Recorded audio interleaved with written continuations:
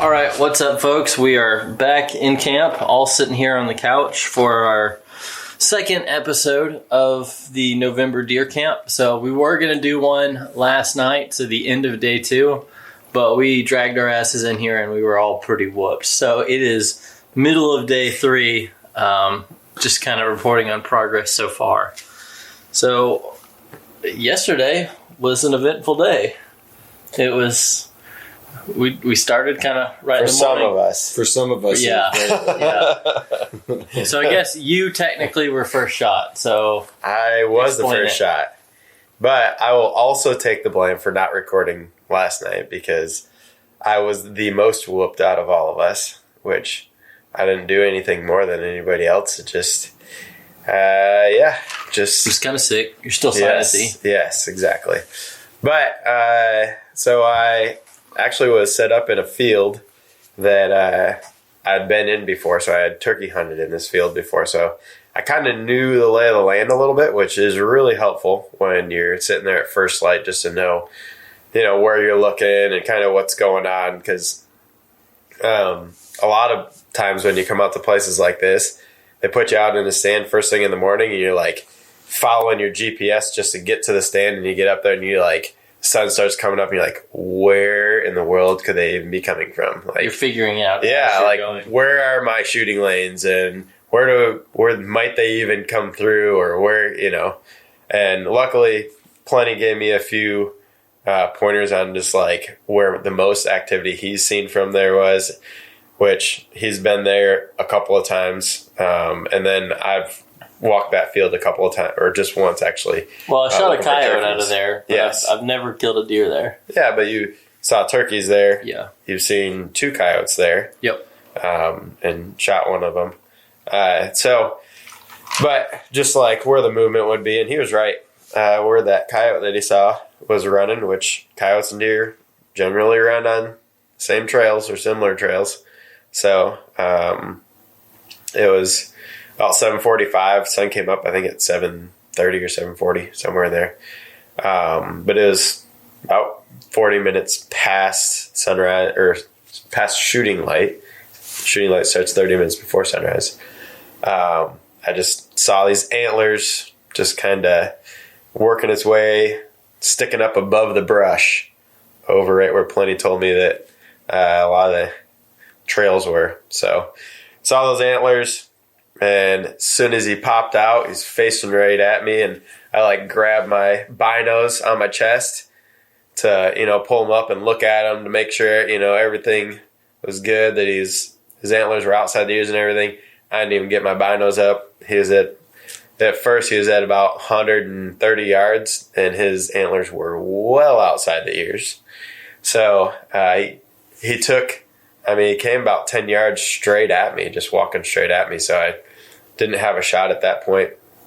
But eventually, I think something to his left, like spooked him a little bit. And I don't know if he my scent was swirling or something. He kind of smelled me, but he didn't know where I was because he turned left and looked spooked, and just kind of like he stuck his nose up in the air, and then after that, his foot came down hard, and so he stomped. The nervous. Yeah, he threw his nose up, and then he did like the fake head down and popped back up, but he wasn't looking at me. He was looking over to my right, his left, and that's when I was like, he's spooked about something. So he was quartering to me pretty hard, so I took a shot through his right shoulder,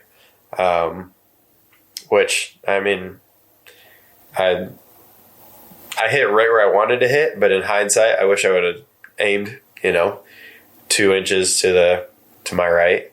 But I hit him. I didn't know if I hit him, but he took off running. He crashed through the brush. And next thing I did is I text the guys. I was like, hey, I just shot at a buck.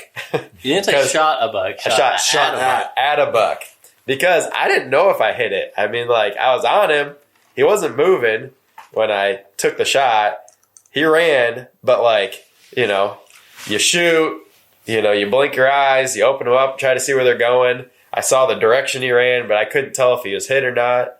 And it's 7:45, and Daniel's sitting maybe 200 yards away from me. Pretty close. About 200 yards away from me, so I'm not going to move because I don't want to mess him up. Because especially I found out we're that close. Yeah, they're about 200. Those stands are about 200 yards apart. I mean, you're facing kind of opposite. Yeah, exactly. They're not There's a bunch of trees in the middle too. Exactly. Right? It's brush and trees and all that junk, and we're looking completely separate ways and everything. But just as the bird flies, it'd be about 200 yards, maybe 300 tops.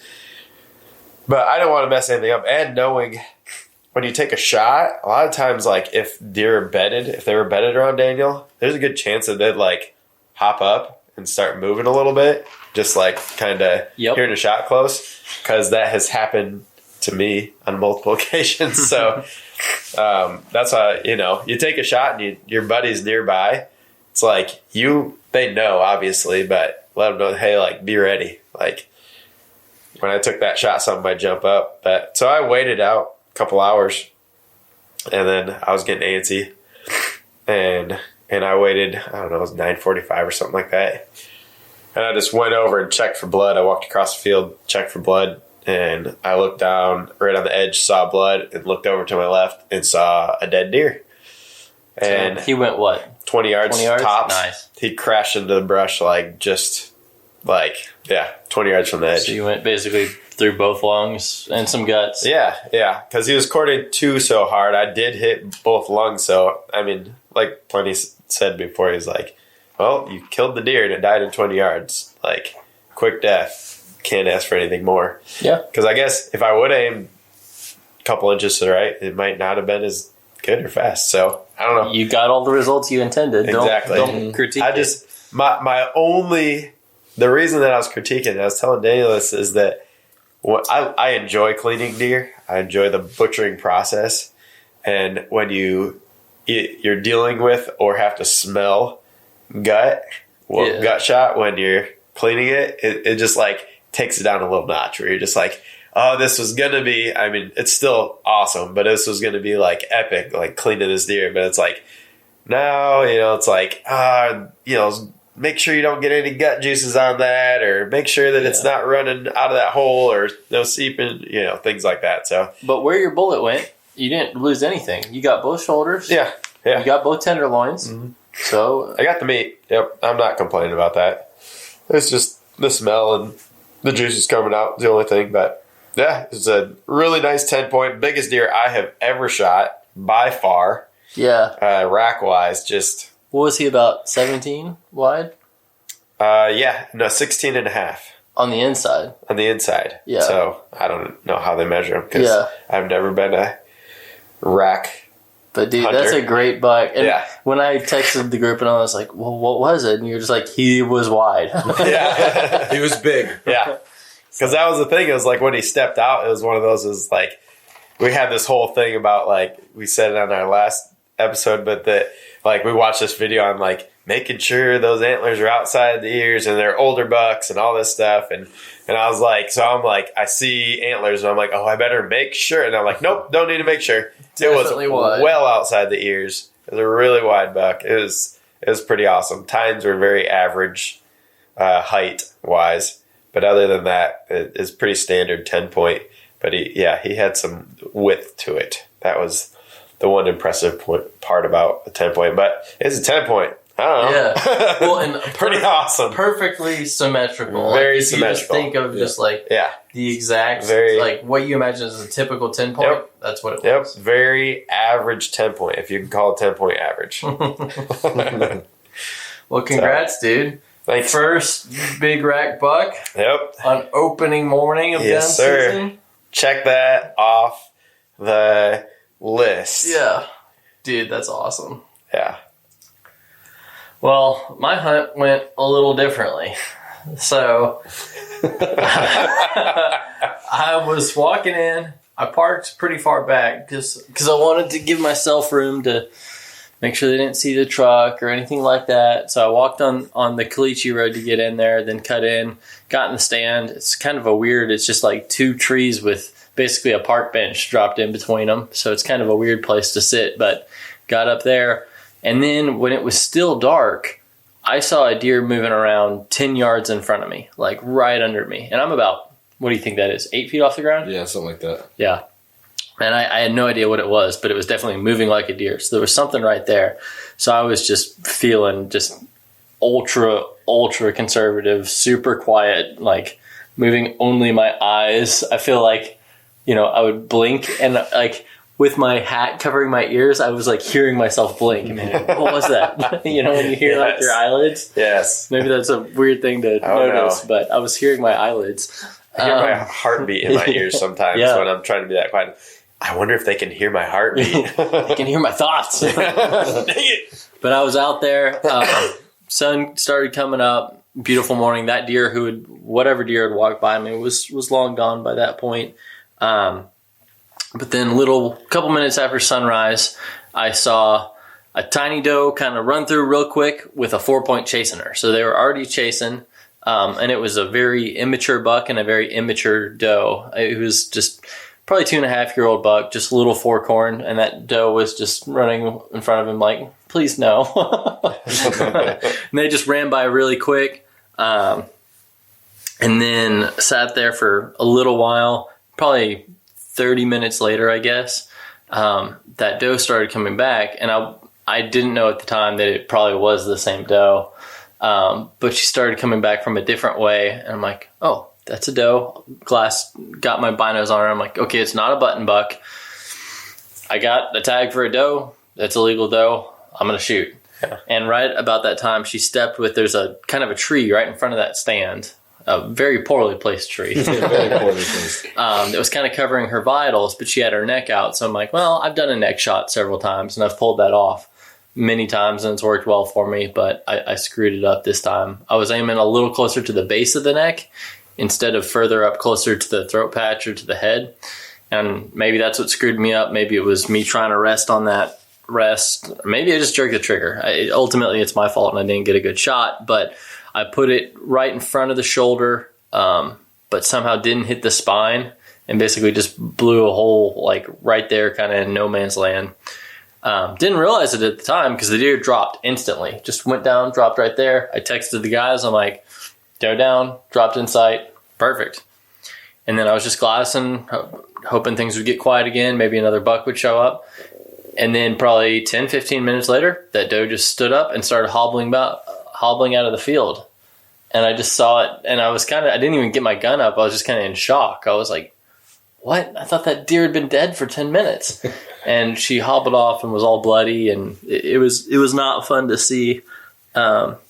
And I'm like, well, I know I hit her good. Maybe she just had a little bit, and she'll just take a couple steps, lay in the brush, and then be dead there. So I came back about an hour later, started walking into the brush, and she jumped up again and ran about 100 yards. And at that point, I'm like, no, she's still definitely alive enough that I could keep potentially bumping her all morning, trying to catch up to her, and ultimately just be coyote food because she's not going to recover from that wound. I mean, there's a big gaping hole in front of her shoulder. So she bedded down, and I kept looking for her, and then eventually I saw her poke her head up, and it's a shot that a lot of people don't encourage on a whitetail deer either, but all I could see was the head. So I leaned up against a tree, got steady, and kind of put one in the head, and that was pretty messy with a 270 through the head of a doe, to say the least. Yeah. But I still think it was the right thing to do, better than trying to catch up to her and risk not ever catching up to her or bumping her somewhere else or whatever. So dragged her back up the hill, probably about 250 yards from the truck that time. Longer drag. And so I guess it made the deer feel a little bit heavier, because when I got back, I realized, that was that very first doe that I saw. And when we got her on the cleaning rack and stuff, it was about a 65-pound deer, which here, so if you're from up north, that sounds like a baby. Yeah. But I would say a mature doe here is 80 to 90 pounds. Yeah. A big doe here is a little over 100. Like over 100 is a good goal for a doe. My buck, which is what? It was at least a 5-year-old or 4.5-year-old. 4.5-year-old, and it was 128 pounds. Yeah. And it was a healthy 4.5-year-old. Yeah. So think about that. Yeah, so they're a little You smaller. gotta put that into perspective. Yep, but still, it was a 1.5-year-old deer, and I was just like, not a button buck. It's a doe without a fawn. This late in the year, that probably doesn't even matter. But yeah, so it was a bit of a interesting thing for me. I still got one, still got meat in the freezer. We went, got it all cleaned up, just quartered it on site. So I've got the quarters in the freezer. That was another thing. There was another guy cleaning a deer here, and he's like, you quartered it here? Like, he acted like that was the weirdest thing ever. I'm like, yeah, we always do that. Like, in Texas, you can. I guess there's some places where you can't, but Texas, there's no legal issue with that. Where can't you do that? What do you mean? I don't know specifically where, but I just know in Texas, it says in the field, you can't break it down further than, and I think different states have different rules on that, but in Texas, it's quarters and loins. Gotcha. Let's just go so they can identify the whole deer if they get pulled over. Yeah, exactly. Instead of it just being somebody chopped. talks to you on the way out. Yeah. So got that one done. Then went back and sit that same spot later that night, hoping things had kind of calmed down. Ended up seeing 3 does sneak by me at last light, which actually was a little different. I ended up sitting on the ground to get out of that weird little bench thing that was kind of bizarre for me. So I kind of made a nest of sticks and branches all around me and sat there. And those does I saw that night were not real big either. They were pretty small, but they got 15 yards from me. So it was one of those just hypersensitive, don't move at all. And they just kind of walked on by. I saw a gray fox too, which was pretty cool. But that was my day. So it was a little bit bizarre. Not how I intended it to go, but ended up with meat in the freezer. My day was much more exciting than both of these guys. I got to sit in a box blind and see absolutely nothing all day long. Yeah, dude. And so we just got back from lunch, and we were talking to some of the guys who've hunted this place for years and years, and they're like, that used to be the spot. Yeah, so we find out they do a Halloween ride, hay ride, around this entire loop. Through where Kyle and I are sitting the whole time. Both of our spots. Both of our spots. And there's a guide just north of us. Mm-hmm. And all 3 of us, the only deer we saw the entire time was the one Kyle shot. Yep. Yeah. So I think it has something to do with a bunch of little kids screaming and yelling. Yep. something to do with that. A week before. Yes. Or actually probably a couple of days before. Yes. Which happens every year. Yeah. All of October. Yeah. So it's like, should we call this home or shouldn't we? Because I'm wondering if they do that for Halloween, is there some other activity where they're doing some kind of thing through those loops too throughout the rest of the year that are, making the deer not want to call that home anymore? Yeah. Needless to say, we all agreed to get here earlier next time and make sure to pick different spots. Not that spot. Yep. Yeah. Well, tell us about this morning. So this morning was good. I actually went over to Pliny's spot. Didn't get anything, but actually saw a couple of bucks coming out. So it was that weird looking bench thing. I sat on the bench this morning, and to my right, I heard some rustling, and I think that same little 4-point that Pliny saw yesterday came bounding out. And about a minute or so later, a little 6-point came out. Both of them were too small, but it was good to actually see some deer running around. There's deer on the premises. Yes. And then about an hour later, I heard a bunch of rustling in that same area for probably about 30 or 40 minutes and never popped its head out. But big old squirrel. Yeah, it was probably one of those armadillos that we had seen. Probably, actually. It probably was an armadillo. Yeah. If it kept moving, because unless a buck is rubbing or something, they don't really make noise. Yeah. Deer is so quiet, because every time you hear something in the woods, you're like, is that a deer? And then you're like, wait a second. It wouldn't be a deer. Deer don't really make noise unless they're actually rubbing. Yeah. So. Yeah. So that was about it. I moved down to the little brush blind, which I'll give Pliny credit for. It's pretty sweet. It's an interesting spot because in the tree blind, you have visibility to the right, but in the brush blind, you have visibility straight on, but not to the right. So it's kind of got to pick. You got to pick your poison of where you think they're going to come out of that night or that day. So just go right in between so you can see both, right? That's kind of what I'm thinking. Just stand there. Yeah. Just stand up in between the two. And don't move the whole time. Yeah. The deer will be like, hey, look, it's that indecisive guy again. Yeah, exactly. I hope they do, because that means I can take a shot at them. Yeah, and they'll be like, hey, he's just like us. We can't choose where to go either. Yeah. Because wherever he's looking, we're going to be at the other spot. Just because we don't know. they just kind of wander through there. I think that spot, like, there's just some trails that just kind of weave and crisscross, and it's just that area is kind of home, but not in any specific pattern. They just wander around. Yeah. There's no pinch point there. No. It's just there's deer around there. Well, Happened to go through. yeah. And then this morning, Kyle and I both saw Nothing at all. Big fat zero. I moved to a different spot that none of us had hunted just to check it out, just because, I don't know, you don't know. If it's not working in one place, like, just go. If there's a spot you haven't seen, at least go put eyes on it so you can see what it's like. So it's a little tripod stand on the edge of the field. I was right by the lake, so I was hearing waves, and I heard a big fish jump this morning. That's cool. The closest I got to seeing something cool. Yeah. I saw an armadillo. Didn't take a shot at it? And some crows. Didn't take a shot at any of those. Definitely had the crow action every time I've sat in my spot. But tonight, what are we going to do tonight? Well, yeah, some of the guys who were here before us and had kind of laid claim on some other spots bailed out, so we're all shifting north.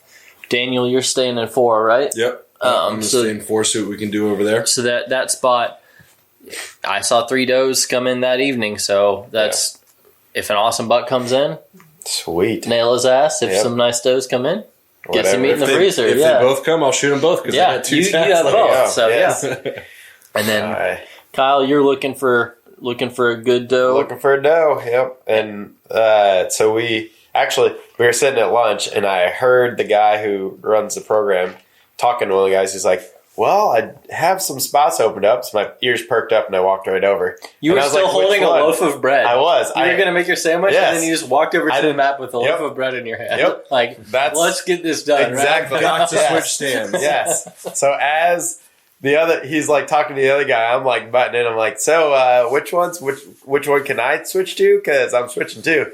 So I saw the numbers that were available. I ran over to the board because everybody was documenting what they saw. And I was like, which one of these 2 numbers have people seen deer? And one of them had it's an antlerless. It was like 3 and 2 for the last 2 hunts for antlerless. And so I was like, well, yeah, that one. Like, I'm going to move my sticker there. Thank you.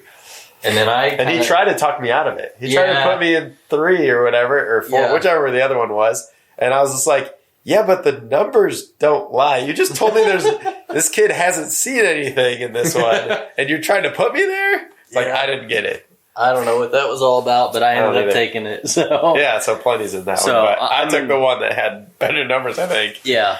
So I'm in the one right between, and so it depends on if you believe the numbers, though. Because there was a kid last night who was saying he saw, 3 bucks and a couple of does, and then on the board it said zeros across it. Yeah, so exactly. It's like, what wait a second, really? Which one are you picking, buddy? And do you bet? You got to kind of get, think about the psychology of it too. Like, is he telling people to be cool, and then he's writing down what he actually saw? Right. Yeah, which side of the... Or he's telling people what he actually saw, and then he's like, oh, the thing that gets recorded, I don't want that to go in the record. Yeah, exactly. I don't know. So I'm going to pick this one out next year. Yeah, exactly. Except if you put zeros all the way across the board, they might shut the stand down for next year. So it's like, you doofus, you put zeros, you were seeing deer, and now they don't have a stand there. He's probably just confused or wrote it under the wrong number. He was there with his girlfriend, so he was probably a little preoccupied. Yeah. Yes, that was the other theory. There was not a lot of deer killing that. That's all we know. So I ended up in that stand right between these 2 guys, so I don't know. Maybe Kyle will shoot, and then they'll run to me, and then they'll run to Daniel, or the whole circuit in reverse, or... Who knows? It'll be like up in Michigan again, where it's just deer running all over the place. We're hoping. So I'm just hoping there's gunshots, because if there's gunshots from our guns, there's probably going to be a hit. Yeah. So you can only shoot a doe. You can shoot either, and I can shoot either. And I can shoot 2. Yeah, and you can shoot 2. I can only shoot 1. Yeah. But you can shoot 2 does. Yeah, I can shoot anything I see. As long as it's legal, I can shoot it twice. Just line them up little real good. butts. That's the only limitation. Hopefully they line up right behind each other. Yes. Take 1 shot, 2 kills. Yeah. I haven't seen it personally, but if it doesn't make it to the next one, then it doesn't matter. Yeah, exactly. Yep. Well, so that's kind of the report so far. Goals for this evening. It was temperature-wise, it was really cold the first morning, but it's gotten pretty comfortable. It's warm out there now. We got south wind, which is not good for any of our spots really, but they're on a peninsula, so they don't really have anywhere to go. Yeah. So they're not going to like run away from us because of the wind. So, because it's a big lake on the other side. Yeah. So, and the other thing, south wind, it's getting warm. It's going to be like 60 degrees when the sun goes down. Yeah. So, hopefully there's movement. So, we'll see if we can knock one down. Are we going to do another report after this? Probably not. Well, I'm sure we'll post it or talk about it somewhere, somehow, but we can sit, if there's action tonight, we can sit down right after. Yeah, if there's action, we can do it real quick. Okay, so there may or may not be an episode. To be continued, maybe. If we still have all our ammo, then this is the last one. Yep. But until next time, stay safe, be free, and never stop seeking adventure. All right.